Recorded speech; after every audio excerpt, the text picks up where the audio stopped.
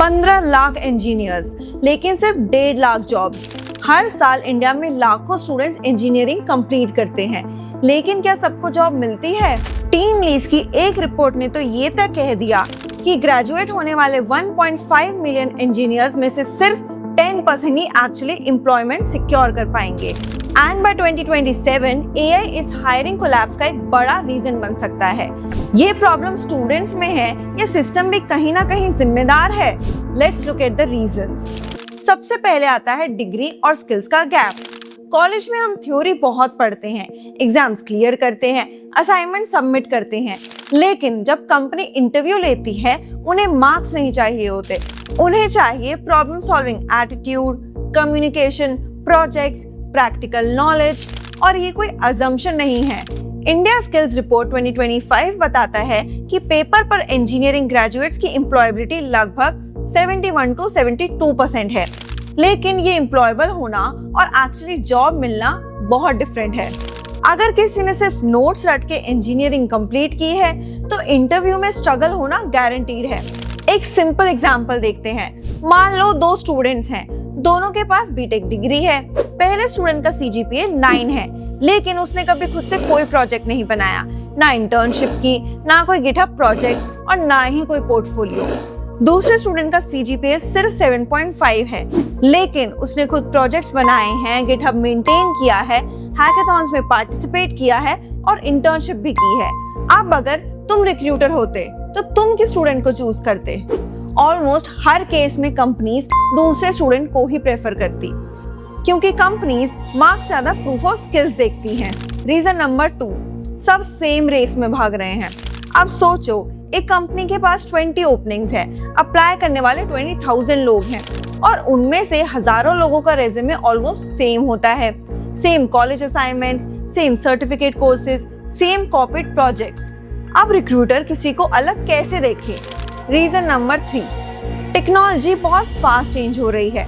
आज जो skills demand में है, हो सकता है 2-3 साल बाद उसकी डिमांड कम हो जाए, लेकिन बहुत सारे कॉलेजेस का सिलेबस अपडेटेड होने में ही सालों लग जाते हैं। रिजल्ट, स्टूडेंट्स ग्रेजुएट होते हैं, लेकिन मार्केट ऑलरेडी आगे निकल चुकी होती है। अगर किसी ने 2021 में इंजीनियरिंग स्टार्ट की थी, तब AI इतना मेन स्ट्रीम नहीं था, लेकिन आज AI, ऑटोमेशन और क्लाउड कंप्यूटिंग ऑलमोस्ट हर इंडस्ट्री का पार्ट बन चुके हैं। अगर कॉलेज अभी भी पुराना सिलेबस पढ़ा रहा हो तो स्टूडेंट ग्रेजुएट होते ही मार्केट से पीछे रह जाता है। इसीलिए सिर्फ कॉलेज के सिलेबस पर डिपेंड होना इनफ नहीं है। नंबर्स इस शिफ्ट को बिल्कुल क्लियरली दिखाते हैं। IT सर्विसेज सेक्टर, जो कभी फ्रेशर्स का सबसे बड़ा एम्प्लॉयर था, आज उसने अपनी फ्रेशर हायरिंग 2022 के 6 लाख से कम कर 2024 में 1,50,000 से भी कम कर दी है। वहीं दूसरी तरफ ग्लोबल कैपेबिलिटी सेंटर्स और मैन्युफैक्चरिंग सेंटर्स PLI स्कीम के सपोर्ट से फ्रेशर्स की हायरिंग की तरफ स्ट्रॉन्ग इंटेंट दिखा रहे हैं। मतलब जॉब मार्केट सेम नहीं रहा, वो शिफ्ट हो चुका है नए सेक्टर्स और नए स्किल्स की तरफ। नाउ रीजन नंबर 4, कम्युनिकेशन और कॉन्फिडेंस। स्टूडेंट बहुत टैलेंटेड होते हैं, कोड भी अच्छे से करते हैं, लेकिन इंटरव्यू में अपने आइडियाज एक्सप्लेन ही नहीं कर पाते। और इंटरव्यू सिर्फ नॉलेज का टेस्ट नहीं होता, कम्युनिकेशन भी उतना ही इम्पोर्टेंट होता है। कई रिक्रूटर्स भी ये बात बोलते हैं कि इंटरव्यू में प्रॉब्लम कोडिंग से पहले कम्युनिकेशन की होती है। कैंडिडेट को आंसर पता तो होता है, लेकिन वो उस आंसर को कॉन्फिडेंटली एक्सप्लेन नहीं कर पाता। और अगर तुम अपनी स्किल्स एक्सप्लेन ही नहीं कर पाओगे तो इंटरव्यूअर को कैसे पता चलेगा कि तुम कितने कैपेबल हो? Reason number 5, engineering without interest. अब एक अनकंफर्टेबल ट्रुथ, कई स्टूडेंट्स इंजीनियरिंग इसलिए चूज करते हैं क्योंकि सब कर रहे होते हैं।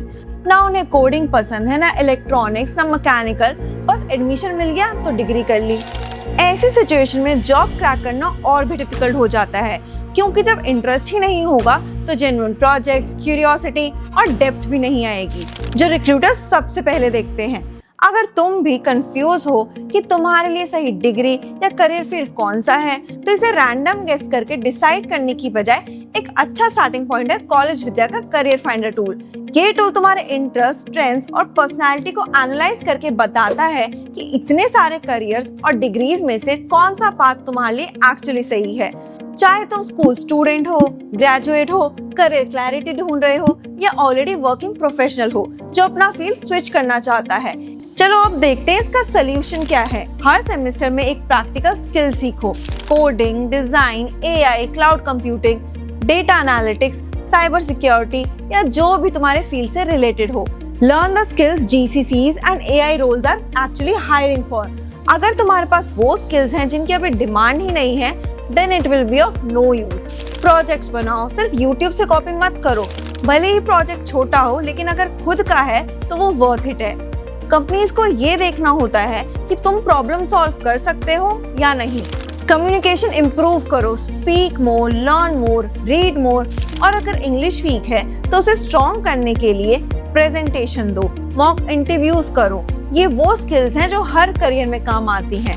नेटवर्किंग करो, लिंक्डइन यूज करो, प्रोफेशनल से कनेक्ट करो, हैकेथॉन्स अटेंड करो, ओपन सोर्स में कंट्रीब्यूट करो। कई बार अपॉर्चुनिटीज रेज्यूमे से नहीं, कनेक्शन से मिलती हैं। करियर सिर्फ प्लेसमेंट तक लिमिटेड नहीं है। इंजीनियरिंग का मतलब सिर्फ प्लेसमेंट नहीं होता। आज फ्रीलांसिंग है, स्टार्टअप्स हैं, रिमोट जॉब्स हैं, कंटेंट क्रिएशन है। करियर के रास्ते पहले से काफी ज्यादा खुल चुके हैं। तो अगर तुम इंजीनियरिंग के स्टूडेंट हो और लग रहा है कि कंपटीशन बहुत है, तो डरने की जरूरत नहीं है। बस ये समझ लो कि आज के टाइम में डिग्री के साथ साथ लर्निंग भी बहुत इंपॉर्टेंट है। जो कॉन्टिन्यूसली सीखता रहेगा वही अडाप्ट करता रहेगा, और जो खुद को इम्प्रूव करता रहेगा उसके लिए अपॉर्चुनिटीज कभी खत्म नहीं होंगी। बस इतना ध्यान रखो, इंजीनियरिंग फेल नहीं हुई है, डिग्री की वैल्यू भी खत्म नहीं हुई है, बस मार्केट बदल गया है। आज के लिए बस इतना ही, मिलते हैं नेक्स्ट वीडियो में।